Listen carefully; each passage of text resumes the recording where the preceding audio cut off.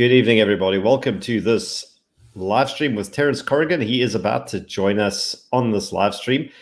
As most of the Piranha's live streams have been lately, technical problems. So you may see Terence. There's Terence. Okay, great. So we can see you, we can hear you. We don't know how much. Yeah, I don't know how much longer we're going to see you, Terence, but I mean that doesn't matter. You are the Rainbow Nation tonight.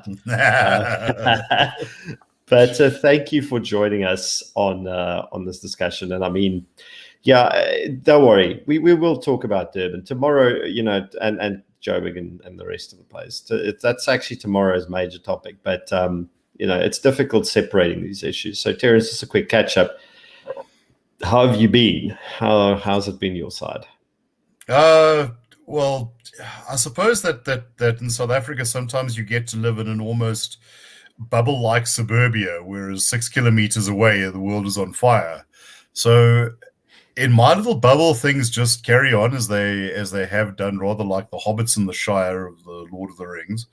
But you know, Mordor brews and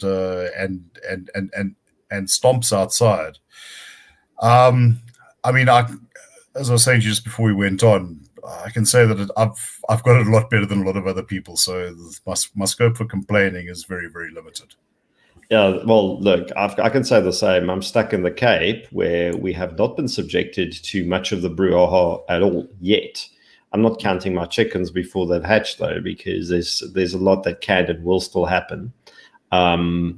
But yeah, it's rough out there, and that's kind of where our discussion tonight is so relevant, because one of the things that has stopped it from being far worse than it is the capacity for ordinary people to use the guns they have, whether they're self-defense guns, sport shooting guns, hunting rifles, collectors' items, using those guns to protect themselves and their communities, because they have essentially been left to their own devices. Now, I'm not going to use this to bash the SAPs. There are a lot of hardworking, good people in there that have really done everything they can. But the fact is that there's not enough of them. They don't have enough resources. They can't do the job. It's impossible. And if ordinary people weren't capable of doing this job, it would have been a lot worse. Yes. So, yeah. On that, part of our discussion tonight, you sent me a very interesting document that I read. Essentially, that everyone is getting it wrong with this gun debate pertaining to the facts and the figures. So maybe unpack that for us a little bit before we dive into the other juicy things, because this is important. Okay. All right.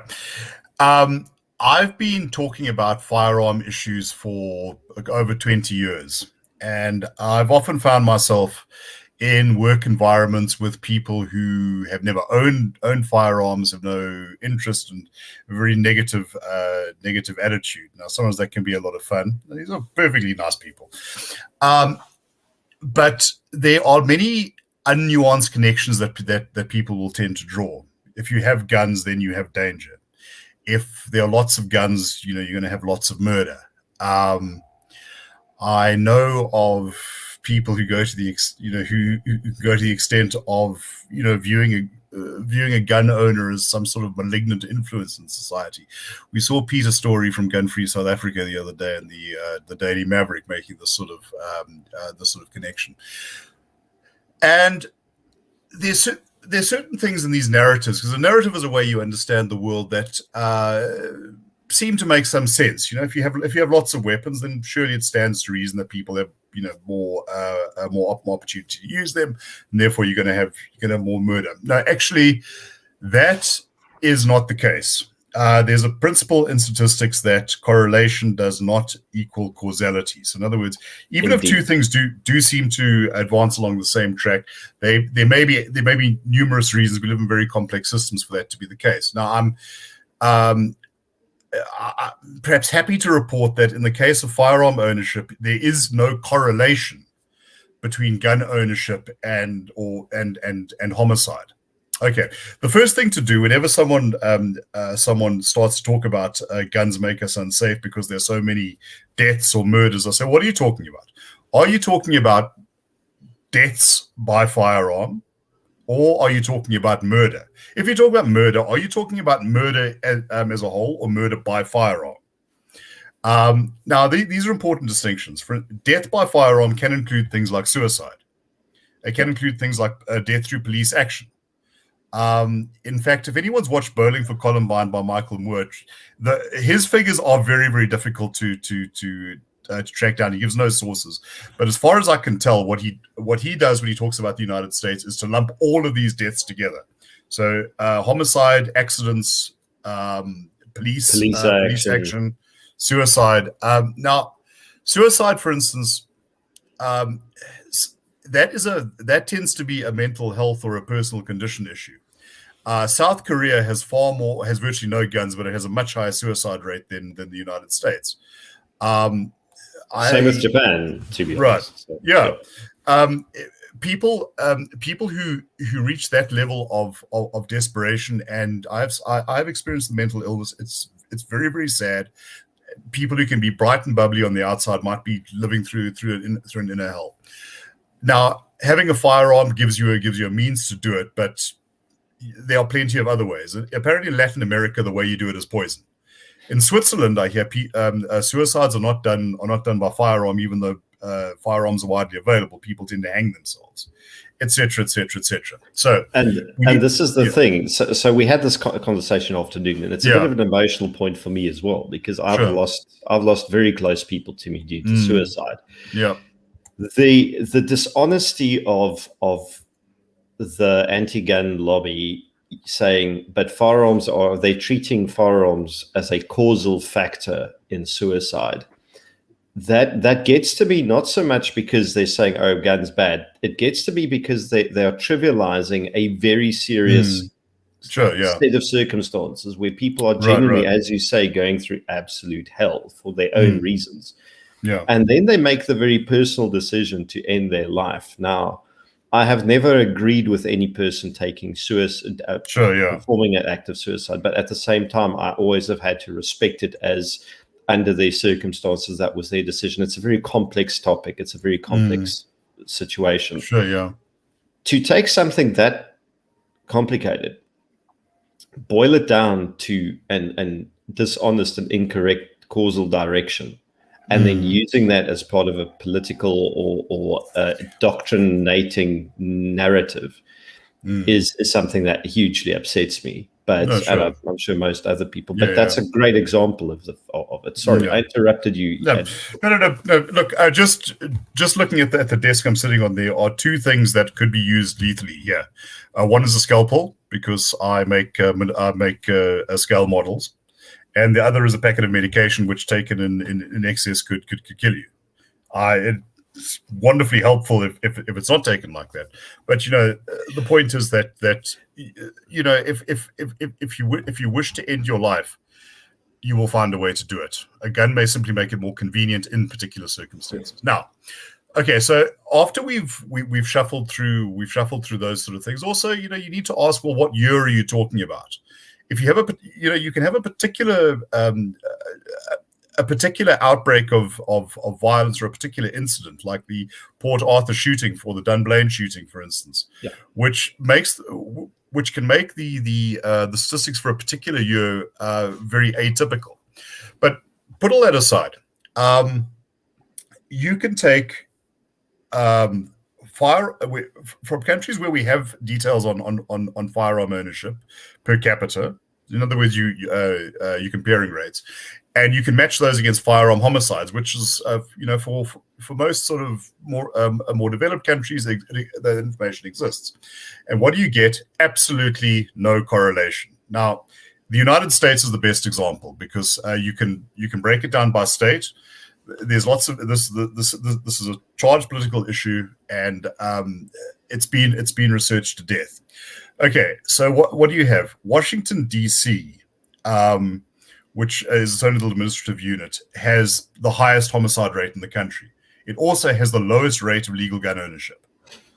Wyoming which is armed to the teeth, something like 60 firearms for every person, has one of the lowest. In fact, I think so. Does Vermont, as another example? Well, look, Wyoming, admittedly population only 500,000 people, has fewer deaths, has 1/3 of the deaths in a year from murder, all murder, than we have over on a Friday evening. So clearly there's something else other than guns. Idaho, same thing. Yeah. So we know. So yeah. On the other hand, Louisiana, high gun ownership rate, lowish high gun ownership and high murder rate. Yes. Some of the New England states tend to be lower gun ownership and lower murder. But the point is to say that guns are the decisive factor is just it's not correct. Exactly. What is going on there is often the prevalence of gangs. Apparently, something like 80% of murders in America, I forget the exact proportion, happen in something like 3% of jurisdictions. Tend to be large, dense cities, places like St. Louis in Missouri, or Chicago. Washington, D.C., Chicago. And there are sociological reasons behind that. That's where you have gangs. That's where you have drug wars. That's where you have a lot of low income households often pushed together, where social stresses from something as seemingly innocuous as loud music can start to wear on people. Now, okay, but they say, well, that's America. America's atypical. Well, let's go to Europe. Well, okay, Serbia, high firearm ownership, by European standards, high firearm ownership and high murder rate. Okay, but then how do we explain the fact that that somewhere like Bulgaria, very low firearm ownership, has a higher murder rate and firearm murder rate than Germany, Sweden, Norway? Sweden, Norway, these are the countries that supposedly have it together. And also, and their own, pardon my French, a fuck ton of guns. It's also, these are not gun-free societies. No.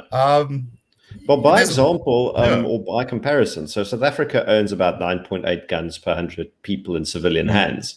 Yeah. I think Norway or Sweden has in the low 30s or mid 30s. So they literally own about 3 to 4 times in relative numbers the amount of guns that we do as citizens. No, absolutely. Yet, way more armed than we are in SA. I'll go one step further. I think it's changed now, but I think into the 1990s, Norway had that sort of militia tradition where you kept an assault rifle in your home if you had done military service. Their idea, same as Finland or Switzerland, was that if the Soviets ever decided to take a holiday in the fjords, you would just have all these guys rushing out blasting.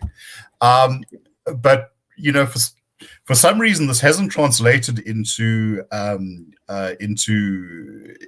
Wild West scenario. Not that this sort of thing doesn't happen. Remember that Norway was hit by that guy Breivik. Yeah, and Anders Breivik, and he was he managed to do a great deal of damage. France. Also by comparison to the United States, very low murder country, but also it's not an unarmed society. No, lots of guns, AR-15s, whatever you want to call it in France. They have an extremely healthy sports shooting and hunting culture. Very active, very active. And I understand that if you go into somewhere like the Czech Republic, their gun culture was very much disrupted by the communist era.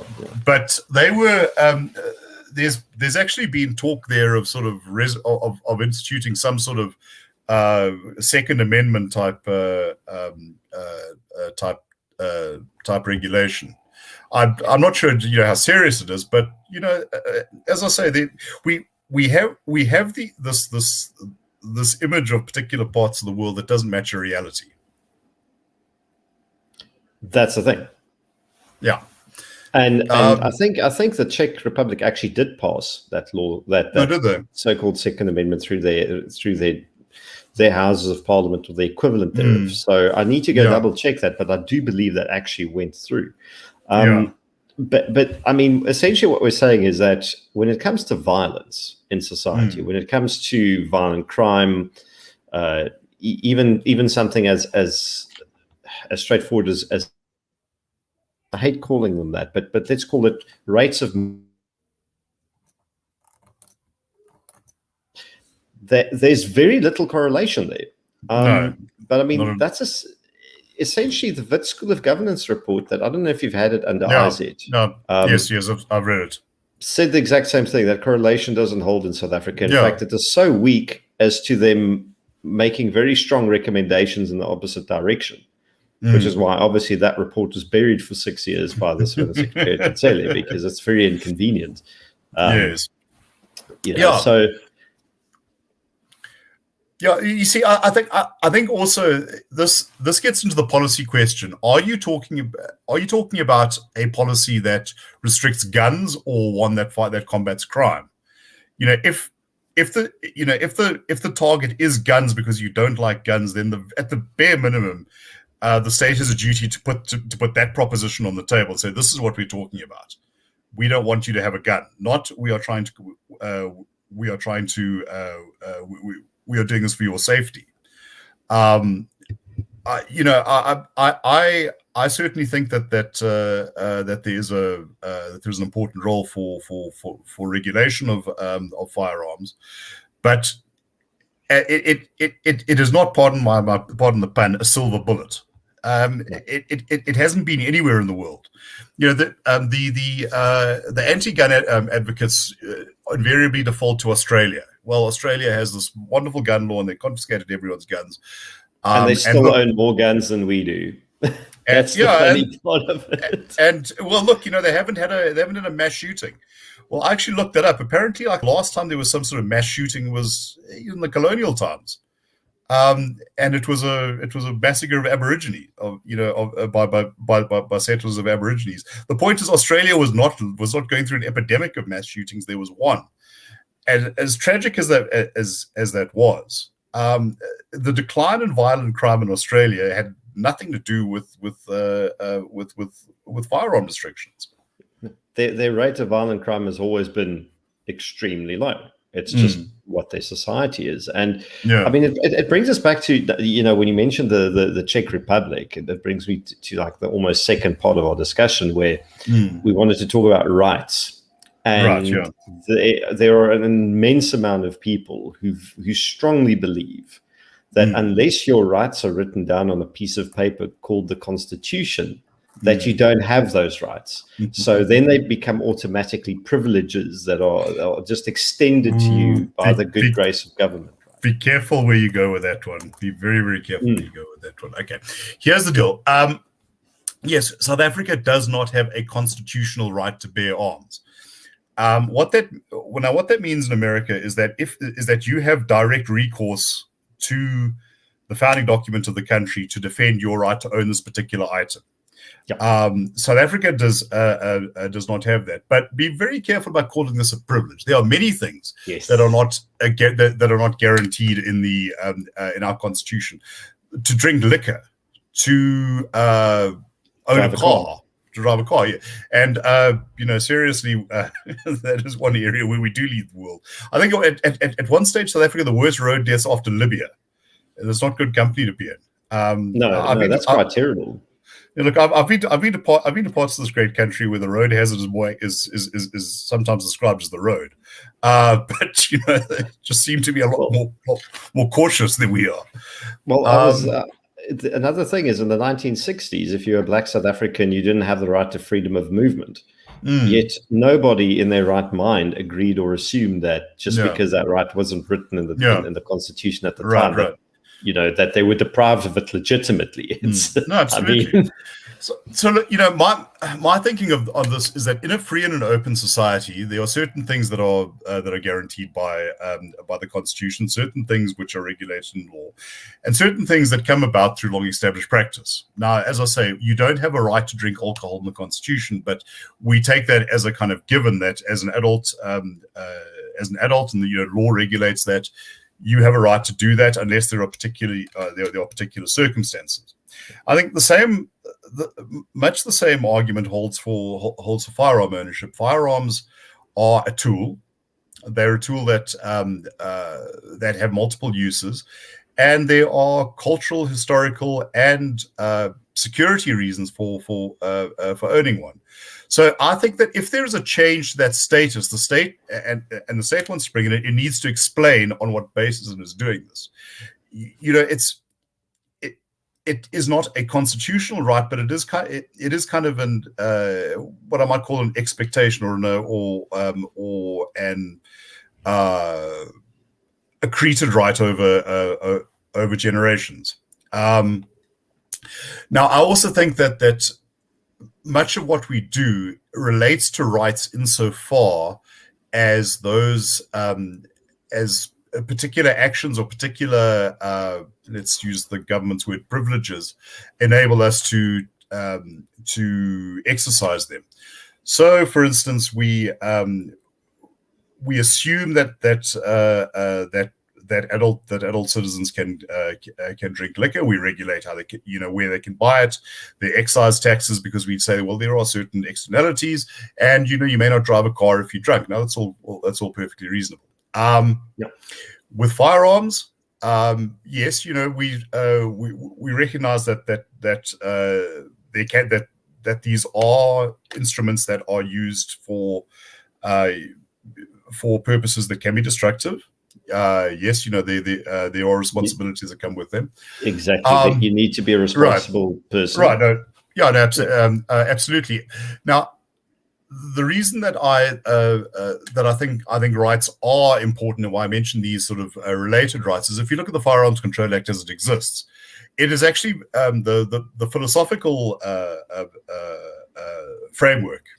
Think about things like if you look at the preamble, for instance, that talks about the right to life. Now, that I think is a two-way street. The right to have a firearm to protect your life, but the right of others not to be harmed by that gun. Now, and that's a balancing act, and I think it's a reasonable one.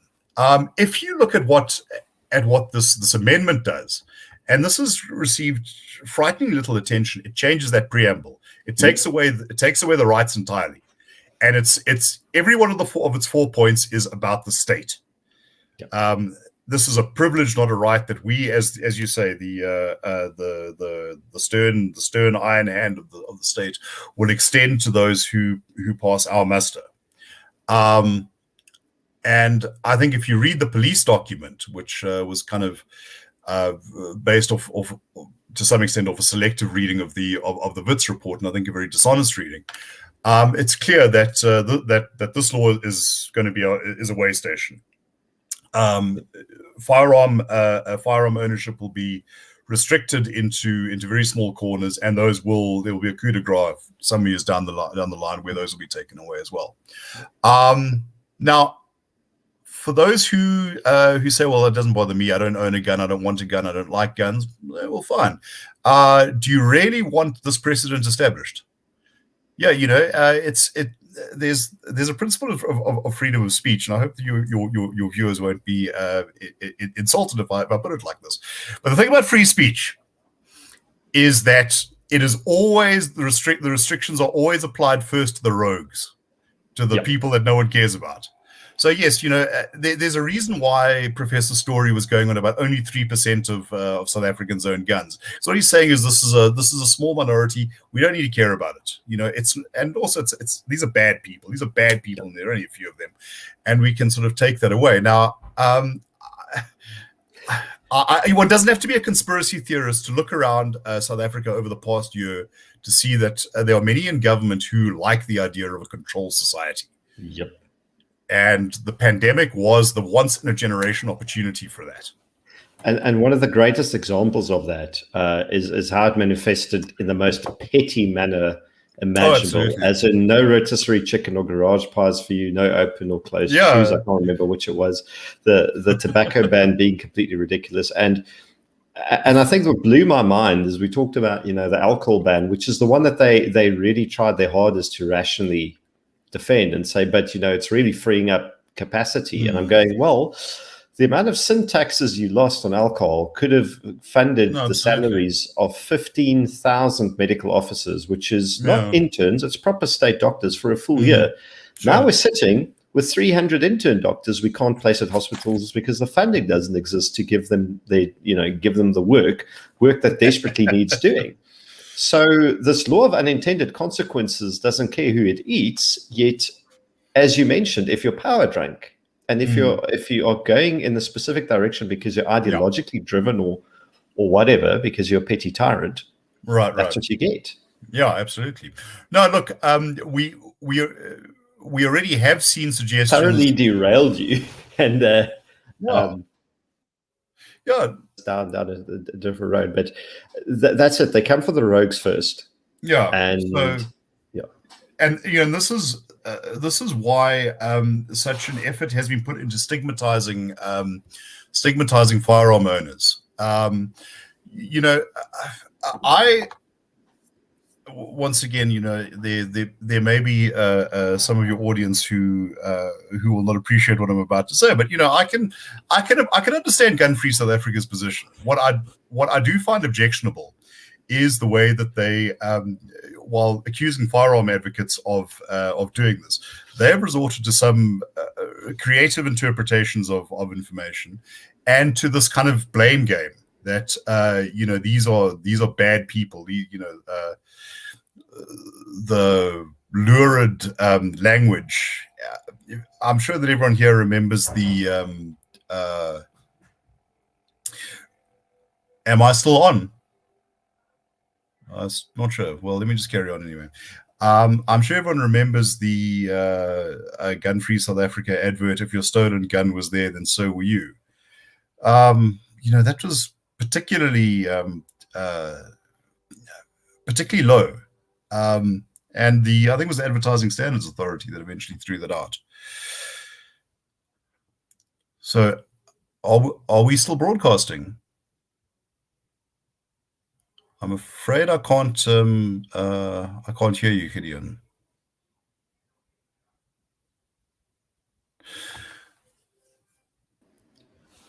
Are we coming back? We're back. I have no idea what happened there.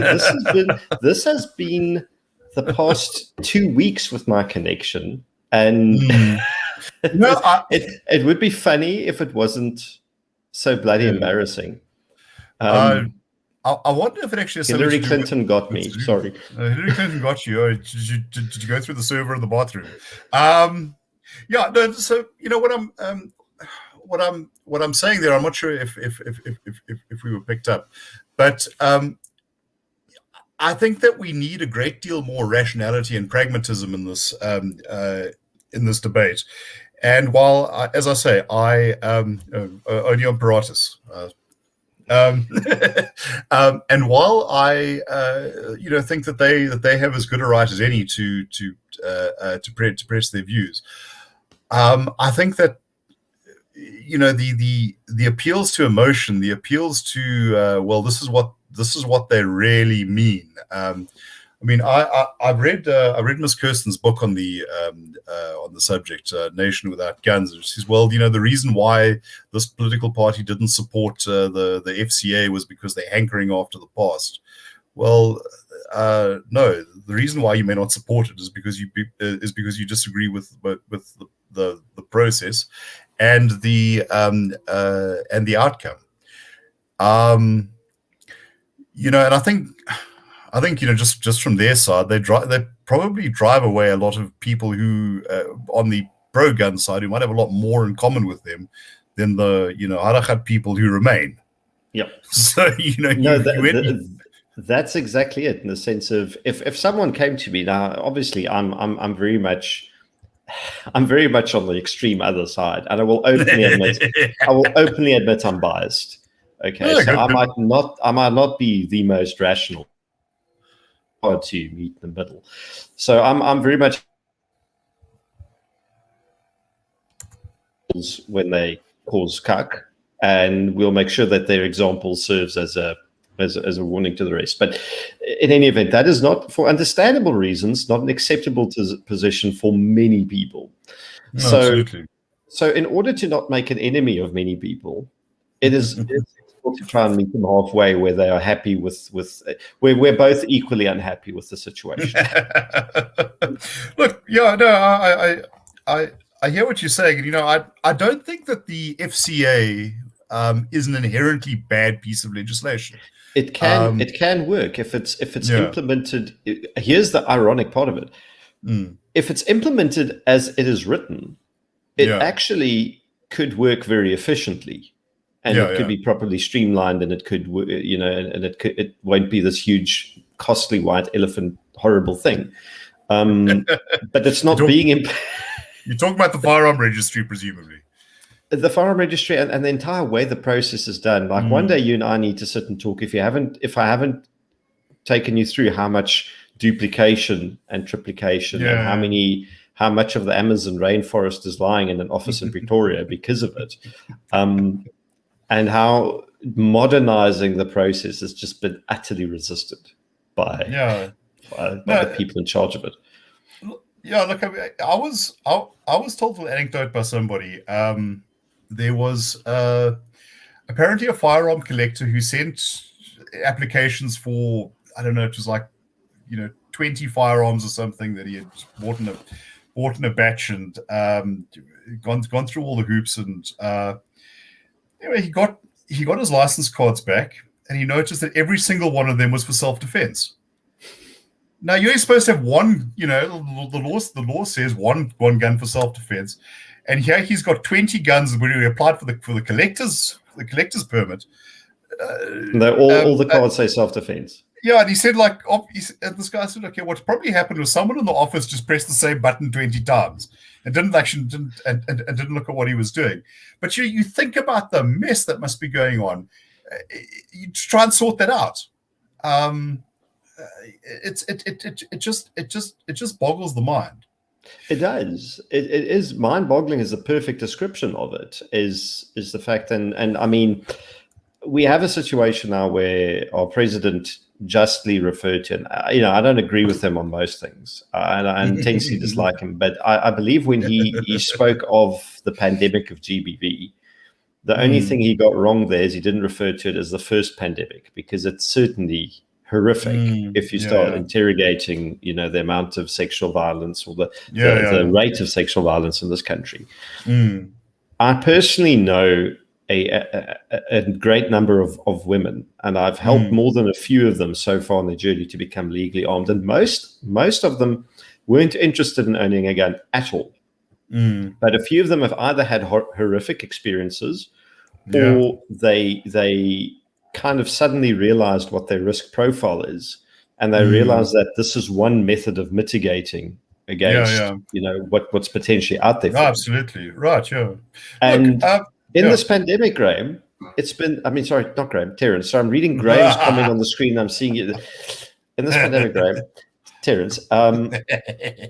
They're waiting 8 to 12 months to get a firearm license for self-defense. And so as if the license is declined because they don't have a valid reason. It's just that's how inefficient the system is. No, look, my experience has also been that I think I waited a year for my initial FCA conversion, from the old blue license, green licenses, and when I had to relicense, it was also about a year. The interesting thing is that people that I've interaction with in the police on this, the guys who actually handle the paperwork, seem completely cynical about the whole business. It's like, fill in your forms. We'll get back to you next year. Don't worry about it. Like, don't lose this, because we probably don't have a copy. Typical. But interesting point there about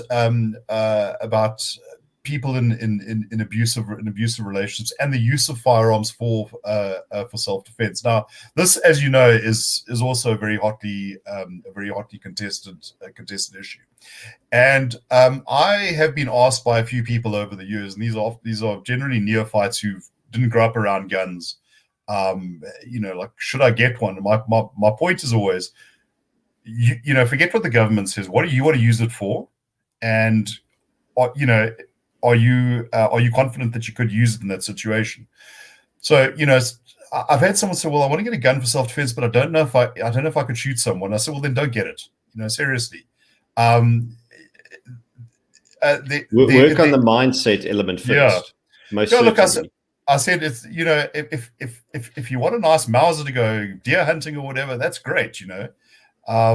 There's that's recreational. If you don't think that you could actually use it to defend yourself, then you probably have no business having it. There's if any of your readers are interested, there's a very interesting sort of docudrama called 10 Days to War, and I see Gideon has disappeared again, but let me carry on. It's the sort of lead up to the second Gulf War, these little vignettes, and there's one where Kenneth Branagh plays a British officer just before the ground troops go in, and he says something that sticks with me. He says, "It is a big thing to take another human life." And I think that there are many people, and it's quite an honorable position, who just would never be able to do that. In those circumstances, no, you are probably not a good candidate for to own a firearm. On the other hand, I think that we can sort of turn this around. There you are again. Please carry on with the discussion. If I drop off, I'm just going to set up my backup here quickly. Okay, sure. While you're talking, because this is just crazy. But if you look at I come back to Professor Story's piece where he talks about the situation where he was apparently held up, and he believed that he would have been killed if he had done anything. I think lots of people find themselves in that situation, but I do think that a little humility is required on that side of the aisle. That how you respond in that situation is not going to follow a set and rigid pattern. That's absolutely correct. What you're saying is those situations are far too dynamic and have their own functions to be predictable like that. Look, I imagine there are probably many firearm owners who are quite competent and quite prepared to use them, who were surprised. I mean, that happens in any sort of conflict situation, and you don't have the opportunity to react. I think that there are probably also many unarmed people who, looking back over their experiences, so they wish they had some means to resist. There was another little anecdote that I was told. I'm not sure if this is true, but it makes for a hell of a good story. Apparently, there was an old lady who lived in the south of Johannesburg, and there was someone trying to force his way through a window, and she phoned the police station and said, "Listen, I've got an intruder here." And the officer said, "Okay, we can send someone in about an hour." And he said, "Listen, I've got a 38 special, and if someone's not here in 1 minute, he's dead." Apparently, there was a car there. So, the mere threat of the paperwork apparently managed to get some action. Moving.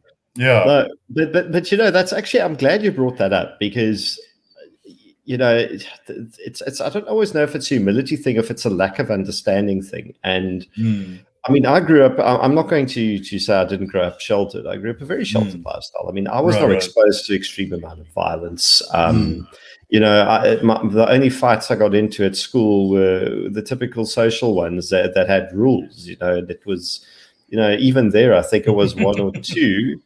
And no one went home with as much as a split lip ultimately, and it was, it was very innocent. The only time I really got exposed to violence was when I was targeted by violent criminals, in my early 20s for the first time. And I get one can dwell on the because it always is a terrible experience. I'm not going to take Professor Story's what happened to him and try and downplay it, because that's not honest. But someone else may have reacted entirely differently under those circumstances, simply because they had a very different mindset to the problem. And I think that that exact thing, that one size fits all cookie cutter solution, because you can't see it, you can't see a way out of the situation yourself. Therefore, then no other way must exist at all. And these people who claim there is are just deluded. I mean, the Durban situation again kind of pours a bit of cold water on that, because if it weren't for ordinary people being armed there, things would be worse. Oh yeah, look, I think I mentioned this earlier. I was educated in Pietermaritzburg, my university. There I still know a few people, and you're talking about sort of left-leaning hippy dippy types. You're telling me, thank God, my life partner and I are armed. You facing a situation of extreme insecurity, and I think that what, in a sense, if I had to try and defend firearm ownership as a right in South Africa, I would put it in these terms, that the ability to protect your life, and to have the means by which to do it, in this case being a firearm, is inversely proportional to the capacity of the state to protect you. And the state has made it quite clear, both I think in its actions, but also in a lot of its words, that it is not going to do that. And I agree with you. This is not to say that there aren't many hardworking police officers, but I think for me the seminal image of all of the last couple of days have been these cops sort of wandering aimlessly around in front of shopping malls where looting's going on, and there's just the sense of there's nothing I could do because the scale of it is just too enormous. If this was a group of 3 or 4 people, trying to drive off with a truck or something, but literally, there's footage of guys sort of discharging a couple of shotgun rounds, and it's almost like they're doing this for the camera to say, "Well, yes, I have but there's 5,000 other people there, and that's not going to make the slightest difference." That's the thing, and I mean, this is a whole bunch of chickens coming home to roost simultaneously. I mean, the SAPS has been in trouble since 2011. I can't wait to read the latest RR Broken Blue Line report, the 4th one. Yeah, coming shortly, because that's going to be a cracker. And sadly, by the time it hits the presses, it might even be outdated, because things may have changed for the worse significantly, even from what you guys have been so dedicated to documenting in it. We've had 3 years. We're in the middle of 3 years of rolling budget cuts that, by my projection, has the potential of eroding up to 42%, including inflation, 42% of the SAPS's purchasing power over a period of 3 years. Whilst within this overall decline of budget, the VIP protection budget has started to increase inside a decreasing overall budget. There was a point before these things hit when Kehla Setole already admitted that it's impossible for them to fulfill the constitutional mandate. So I have to ask the question, and pardon my French, but what the fuck are we paying for as tax-paying South Africans? Because if this was a service I was paying for as a private company, I would have ditched them and said, but you're not remotely providing what you're promising. Like, why must I continue my contract with you? And unfortunately, this result of those policemen wandering aimlessly with no support, is a result of this. No, look, I would take it back further. There's been some interesting stuff written by I think Anthony Altbeker and also by Mark Shaw, trying to explain, well, first of all, why do we have the sort of crime and violence that we do in South Africa? Because all the sociological answers, they've got poverty or whatever. Well, you can say, well, they've got the same in Zimbabwe, but they don't have the level of violence. I remember wandering drunk through the streets of Lusaka on a Friday night, like where there's no streetlights. It's just there wasn't that sort of sense of anger. And the other thing is, why have we sort of failed to control it? And so among the various answers, One is the sort of if everyone's doing it, well, it becomes acceptable, and fish rots from the head. Unfortunately, Exactly. That fish was also in the police. I remember Jackie Celebi talking about this was in relation to the Firearms Control Act. Why are we even discussing this? This is about removing a bad thing from society. Now, as it turns out, he knew a great deal more about bad things than he was letting on, just not particularly about guns. But yeah, when you the leadership crisis in SAPS is real, right, and it's extensive, and also look, I think that the one key area where it's failed has been detection. If you're a smart enough criminal, I think you've got a much better than average chance of getting away with it. What is our successful prosecution rate for homicide in this country? I think it's as low as 19% or even lower. Which is shocking. I remember the first op-ed I ever wrote, which was published in the Star in 1997, was about crime. And there was a Nedbank study at the time that went from crimes committed all the way through to rehabilitation. So that, and he sort of went through only about half of them were detected, and then blah blah blah. Anyway, came out offenders rehabilitated 1. So that's the guy who actually comes out and lives a stellar life afterwards. Ridiculous. But Gideon, I also think that what needs to change, besides the sort of focus on the pragmatic aspects of this, the need for self-defense in an environment where self-defense is not going to be accorded, it is also the narrative. Now I mentioned Celebi, and I think this is something that Gunfree South Africa and a large number of journalists play on. That guns are bad inherently and they need to be controlled. A gun is no more bad than a screwdriver. People have been murdered with screwdrivers, and in South Africa, probably less bad than a car. If you want to look at the body counts. I think it's important to point out, for instance, that guns are not intrinsically associated with oppression. Do you know that Martin Luther King, after his house was firebombed by white supremacists, actually went and applied for a concealed carry permit? And I think they denied it to him more than once. They did. But the point is that he said this was his right as an American, but also a necessity in the environment in which he was working. I think Malcolm X had something similar, to be honest. Lots of those figures from the civil rights era. Yeah. There was actually one interesting chap whose politics I probably wouldn't have agreed with.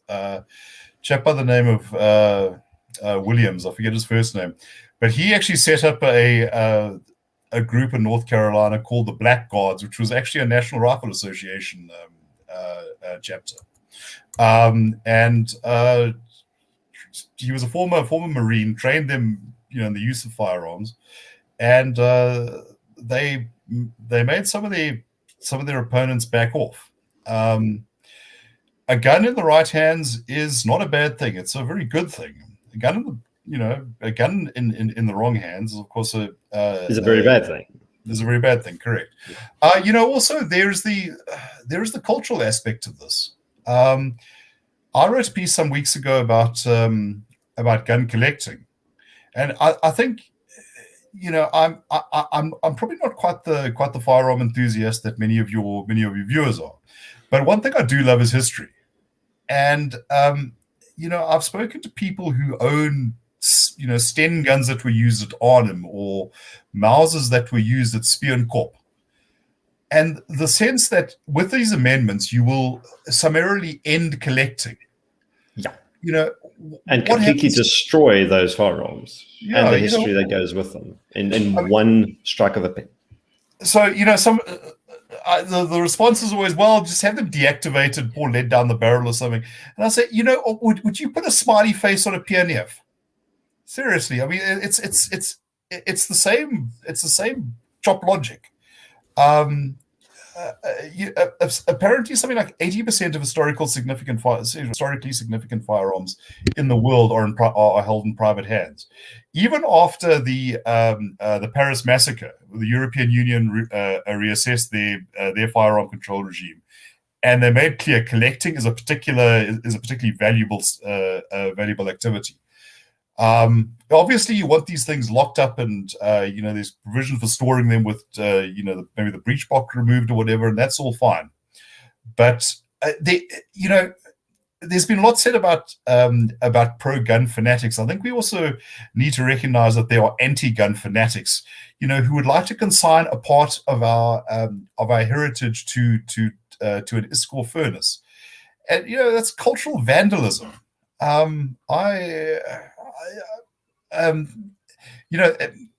As I say, in a way that comes for me much more viscerally than the self-defense aspect. The Paris Metropolitan Museum actually has a statement that the craft of the swordsmith and the gun maker is a part of human ingenuity and the cultural heritage of humanity. The other day, Gunfree South Africa was celebrating Gun Destruction Day, I think, and there was this photograph that they showed of these guys burning this selection of firearms. I'm pretty sure one of them had a flint or a percussion lock on it, and I just thought to myself, really, I wonder what that gun's history is. It looked like, I'm not sure where the photograph was taken, but I do know, for instance, that in Ghana, there's a long tradition of muzzle-loading firearms that comes from the Ashanti Empire. They used to trade with trade gold for guns, which they called Dane guns because the original traders were from Denmark. And apparently, some of these are still in service today. Mostly, I suppose, for hunting and that sort of thing. And there's even an artisanal firearm industry that still makes them. Matchlock firearms are still being made in India. There's you get those Khyber Pass specials as well that are made there. Exactly, yeah. And there's a huge history with those things. Huge history. Yeah, but I just wonder what there is so much talk in this country about preserving heritage and whatever. Well, this is actually a part of heritage we are managing to preserve. If anyone goes and looks at half of our monuments, forget fallists, wanting to tear them down. Just the level of decrepitude they've been allowed to fall into. I mean, Professor Charles Van Onselen was writing about the memorial to that derailed train. I forget, somewhere in Mpumalanga that was bringing Mozambican workers. And just absolutely scandalous what that looks like now. Is this where we consign the firearms that were a part of our history? And once again, we've discussed this before. This is not just quote unquote white history. The Basotho gun wars. And King Langa Lebaklele, if I'm pronouncing his name correctly, that's exactly it. Sorry, go on. Talk about the Basotho gun war quickly, because you do it so much better than I do. All right. Well, yeah. Well, look. Basically, this is something that happens sort of all over the world. The use of gunpowder to revolutionize warfare. Since the Chinese started to fire arrows out of pots in the sort of 1100s, cannons in the 1300s. By the time guns reached Africa and the Americas and were being used for trade purposes by both European and Arab traders, it revolutionized warfare, because a gun could be used by someone who didn't have the sort of martial arts training that was required, to use an assegai, for instance. I mean, it's complicated. Hand-to-hand fighting is complicated. Archery is very complicated. Now, a lot of African nations were set about collecting firearms for their own defense by sending the young men off to work in cash economies, bringing them back. And this was a big thing with the Basotho. Now, the Basotho had an interesting history of being able to ward off both the Boers, and they sort of kind of deal with the British. But they were never seen as, really part of the club. It was sort of, they were always the country that's going to fall in the end. But when eventually I think it was under pressure from the Cape Colony, the Cape and its British patrons went to go and reel the Basotho in. One of the big things was that they wanted them disarmed. Lots of these sort of early Snyder breech-loading rifles, which were devastating from an elevated position. Bring a breech loader could be reloaded sort of 10 times a minute. And they conducted a very, very successful successful defense of their homeland. Eventually, as the sort of tide of history overwhelmed them. But I think that that is probably a seminal reason why there is a Lesotho today, as opposed to Basotholand province or something. And to make that story interesting, there was no single uprising amongst the Basotho. It was a whole bunch of chieftains that independently decided to do it, and then they kind of joined forces out of necessity. So it was very much a very sort of organic, dynamic thing. Yeah. And I mean, if you talk about heritage going forward, I mean, are we not presently living in a time where we actually decide from here on forward, how much more of the government's ineptitude we're willing to tolerate, and maybe for a change, say, well, when we needed you guys the most, where were you? In fact, you were causing the bloody problems. Look, absolutely. Look, I think that this is kind of part of the fulcrum on which contemporary South Africa is turning. A former colleague of mine, Martin Schoenteich, subsequently went off to work for the ISS. He actually wrote a defense of gun ownership for the Institute in 1997. So I've got quite a good memory of these things. So when someone says, the Institute is now defending guns and it's completely unacceptable, so, well, we were doing that 20 years ago, so forget it. We're not apologizing. He once wrote that the decline of state capacity and the sort of tendency towards lawlessness means that South Africans have no choice but to work on homegrown organic solutions. How prescient was that? I mean, well, absolutely. This was 20 years ago, so he's a smart guy. And that manifests itself in things like your solar power and your generators and also your neighborhood watches. But that is, that sort of thing is only possible if the government at least just gets out of the way. And does, if the government cannot help, can it at least not hurt? Exactly. So as I say, I don't sit here as someone wanting to throw open all restrictions on firearms, but I do say, let us be honest about this. Let us be pragmatic about it. Say that a state that cannot protect you has no business saying you cannot protect yourself and taking away, or saying, yes, you do have a theoretical right to do that, but we're going to take away any possibilities. I think it should also be pointed out that the amendment doesn't only remove the self-defense clause. A close reading of it suggests that it removes the ability to use a firearm in self-defense. So, and that is a significant change, and I think that's something that hasn't actually been put out there hard enough. So look, I mean, I suppose my great parting shot, I think that there are so many things wrong with this piece of legislation, its process and its goals. Now, while I can say I rejected on both, there are those who would accept the goals, and I say, be very, very careful that you accept this process, because what is going to come crawling through that door, after you've thrown it open? For those of your readers with your viewers with a literary bent, I quote you "A Man for All Season," where I read this in Standard 8, by the way. It was one of Oh, our good. set works. Yes.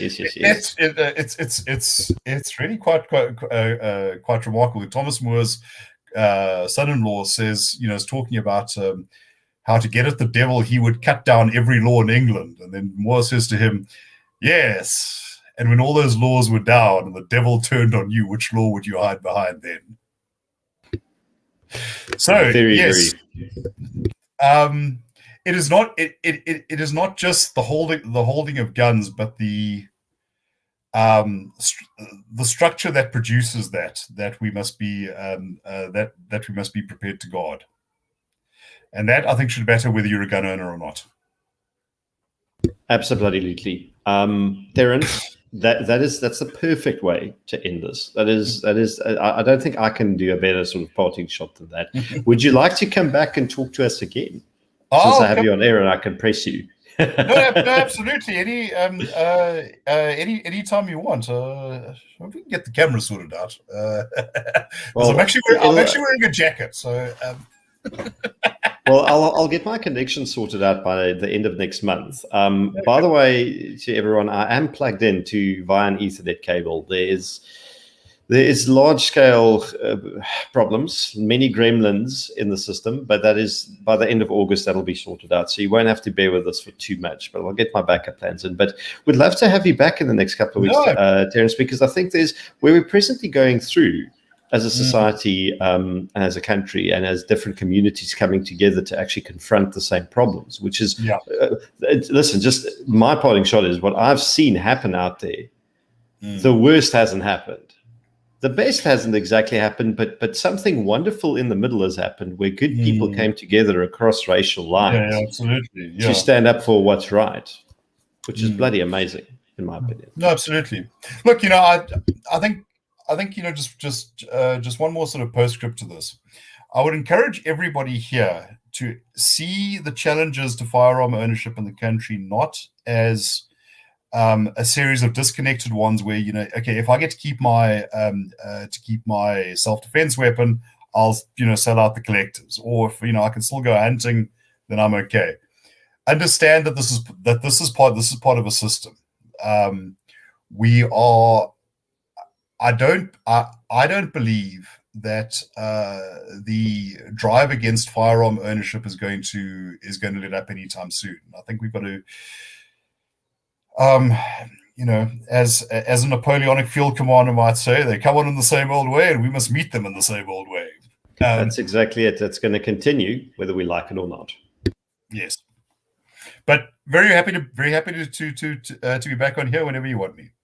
Absolutely. We're definitely going to invite you over the next few weeks. I've got your counterparts at the Free Market Foundation next week, very cool, which is going to be a cracker. And Piedri, my good friend, you've got my number. Phone me tomorrow, please. My phone hasn't stopped ringing today. I think I've spent about 3 hours straight on it due to everything going on. Terence, thank you. Thank you for joining us. You've been an awesome writer, a great friend to rhyme and reason and rationality and the rule of law. Always a pleasure working with you and having you.